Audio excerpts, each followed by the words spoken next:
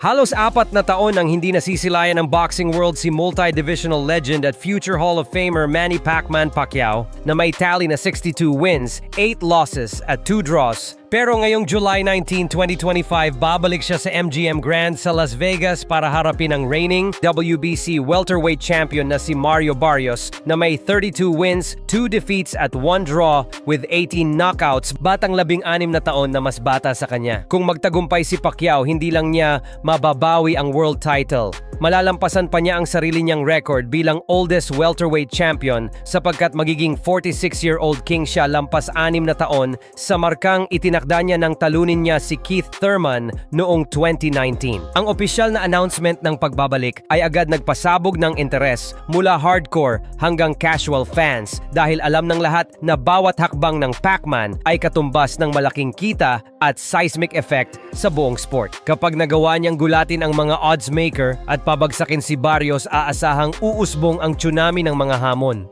Top contenders at champions mula 140-pound division lilipat pataas sa 147 para sa pagkakataong kumita ng pinakamalaki sa kanilang career. Mga natitirang belt holder sa welterweight mag-aalok ng unification at pati mga naghari sa 154-pound class maaaring magbaba ng timbang o humiling ng catchweight para lang makatapat ang alamat. Pinaka-exciting kung matuloy ay ang potential na crossover clash kontra Gervonta Tank Davis. Basta manalo si Tank sa rematch niya kay Lamont Roach ngayong August 15. Magiging sagupaan iyon ng generation at style na siguradong blockbuster. Subalit kung hindi man matuloy ang Pacquiao versus Davis, may mas malaki pang multo na lumulutang. Mayweather versus Pacquiao Part 2. Huling nagkita ang dalawang future Hall of Famers noong 2015 at kay Floyd napunta ang unanimous nod pero matagal nang sinisisi ng kampo ni Manny ang shoulder injury sa resulta. May nagsasabing huli na para sa rematch, ngunit history mismo ang nagsasabing hindi kailanman huli para sa dalawang alamat.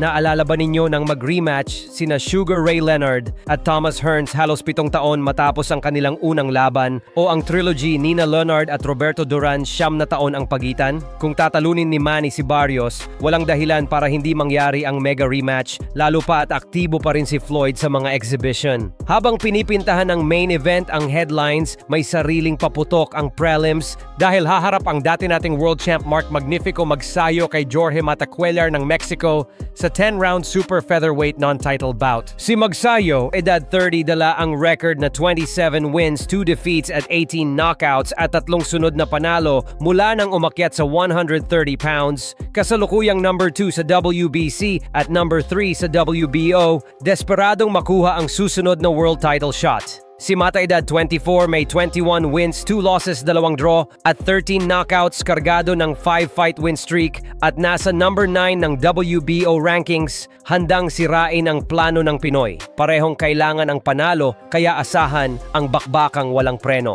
Co-promoted ng MP Promotions at PBC, ang July 19 card ay nag-aalab na kombinasyon ng alamat na hinahabol ang kasaysayan at mga bagong leon na gustong maagaw ang trono. Kung muling makakuryente si Pacquiao, babaliktad ang welterweight landscape at posibleng magbukas ng pinakamalalaking laban sa darating na taon, at kung sabay pang magwawagi si Magsayok, mas lalalim pa ang gabi ng tagumpay ng bandilang Pilipino. Either way, nakatutok ang buong mundo dahil sa isang gabi maaaring muling isulat ni Pacman ang libro ng boxing at baka pati ang kapalaran ng susunod na henerasyon ng mga mandirigma.